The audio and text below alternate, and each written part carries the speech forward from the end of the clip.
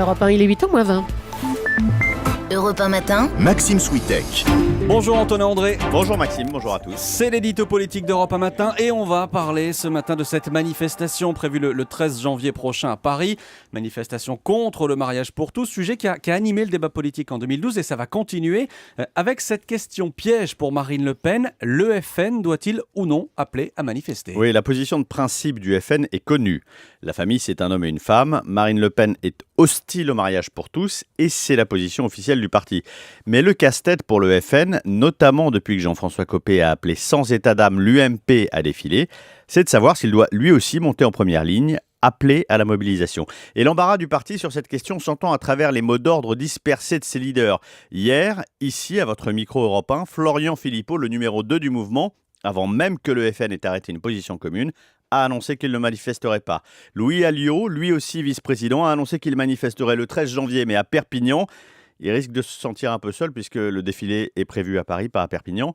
Et Marine Le Pen, elle, est silencieuse. Pourquoi ce silence ? Que risque le FN à appeler clairement à la mobilisation ? Eh bien, en fait, le FN n'a rien à y gagner. Le risque, c'est même de faire un grand bond en arrière. Depuis qu'elle a repris le flambeau de son père, Marine Le Pen a une ambition, faire du FN un parti assez puissant pour prétendre gouverner. Pour y parvenir, elle doit élargir son audience vers une droite plus modérée. Cela passe par un discours accentué sur l'économie, la dette, la fiscalité, l'emploi et qui, à l'inverse, la met en sourdine sur l'avortement, la peine de mort ou le mariage gay. Personne ne demande en effet à Marine Le Pen de donner des gages sur l'ancrage à l'extrême droite du Front National. Jean-Marie Le Pen s'en est chargé pendant 40 ans. Défilé en tête de cortège à quelques rangs d'associations intégristes auxquelles le FN serait immanquablement associé.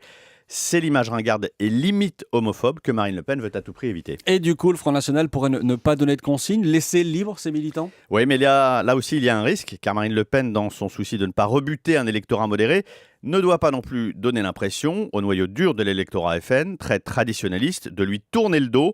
Certains, comme Bruno Gollnisch, son rival malheureux à la succession de Jean-Marie Le Pen, n'hésiteraient pas alors à ouvrir un front à l'intérieur du FN, accusant la présidente d'abandonner les valeurs traditionnelles de la famille, si chères au parti. C'était l'édito politique d'Europe 1 matin. Merci Antonin André.